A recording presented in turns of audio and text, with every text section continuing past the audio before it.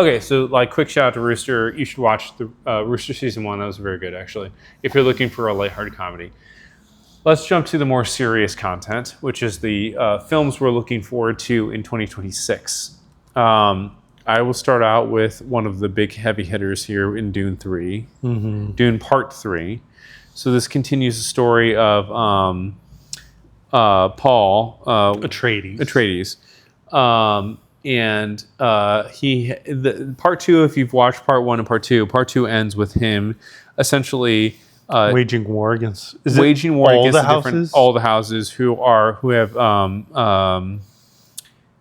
the planet Dune circled. What's the real name of it? And that's not Dune's the name of it. Arrakis, but Dune's what they call it. The Fremen, yeah. Fremen. So, anyways, Fremen, not Fremen. Fremen. You're framing the Fremen. Don't frame the Fremen. I know a little bit about this from diving. I did do like a deep dive into a long time ago. So like I'm speaking from past memories here. But when I got really into Dune Part 2, I did go and watch a sort of like explanation Dune of the history of Dune. Stuff, yeah, the lore.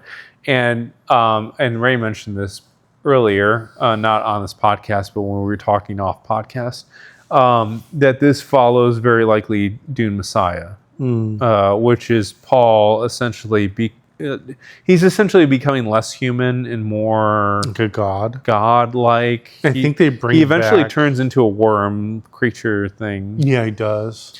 But this is essentially like him becoming he's starting to lose grip on reality with the power he seeks. Yeah. This is a sort of authoritarian story. A man who had altruistic motives that now turn him into the demagogue authoritarian. I think they're going to bring back what's his face, the swordsman. Yeah, the Aquaman guy. In the story, there was this really trippy. Apparently, in Dune Messiah, there's this trippy thing where I don't remember the guy's name. I'm blanking on the name, but his friend, the dude who plays Aquaman. Yes. Yeah. What is his name in Dune? I don't know. Okay. I know in the books, like he's brought back as a clone. He's brought back, but like isn't it like a figment of his imagination or something? No, I think he like literally clones him and brings him back. Oh, really? Is that what happens? Yeah. Okay. I'm trying to remember. There was something trippy about Dune Messiah and the relationship to the swordsman that he had known that passed away, that was killed. So I am looking forward to Dune. I think the director who has been doing these movies. Again, I'm blanking on the guy's name. Yeah, me too. I know. I can picture him. I can see his face. But Dune Part 1 and Part 2 have been some of the best sci-fi that's come out in recent years. And they've been slow build movies too, and I love that. Yeah. Kind of like they're very epic in nature. Like reminds me of Blade Runner. Blade Runner had a very slow build to it. Right. Yes, it has built a very grand world, and like you feel that in watching it. That these, like if you do study Dune, you understand that the Atreides and the Harkonnen, like that their rivalry dates back to like ancient times in Earth. You know, like Earth history. I think one of the things that the Atreides family is remembered for is like when there was some sort of AI uprising, right? And the Atreides family was, I think, crucial in putting that down, right?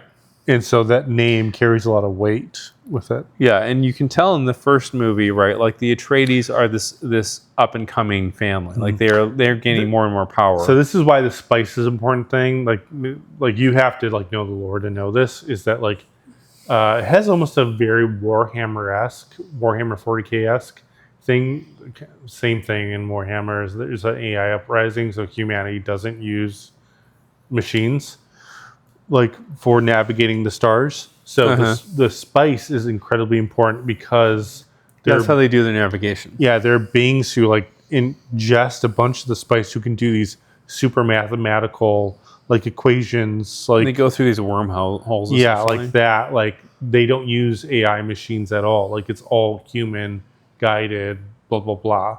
Some of the beings are like literally giant worms because of their their extended use of spice. extended use of spice. Yeah. Right.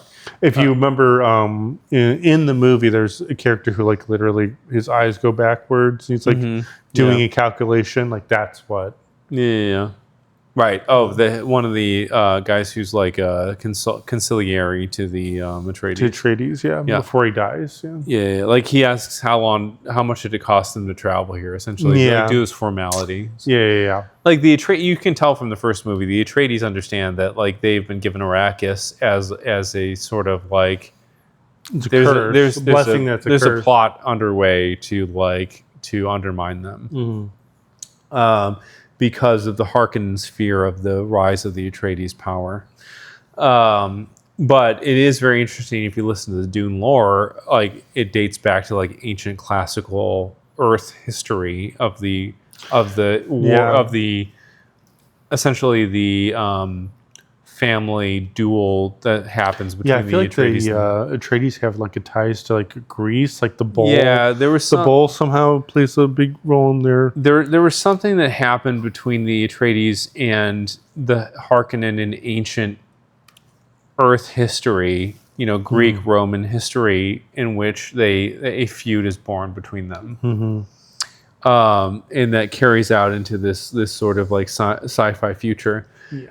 Anyways, you do feel the grandiose nature of Dune from if you watch these parts. movies, you should do yourself a favor and dip into the lore a bit at least. Yeah, I've 100%. never read the books, but I have watched like YouTube. I've watched a lot of like you deep videos dived on in a it. lot of YouTube to like find out the lore of this. Because I feel like the movies universe. hint on them, but they're not going to explain to you. Like No, there's just too much to go into, right? to understand the whole backstory. Yeah.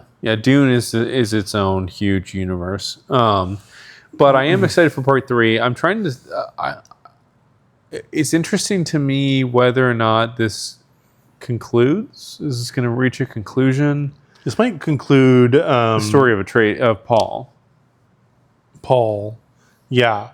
I'll be interested to see if they carry this story forward because I know in the books, like there's a popular storyline with his son, who then becomes like the emperor or whatever. I don't know.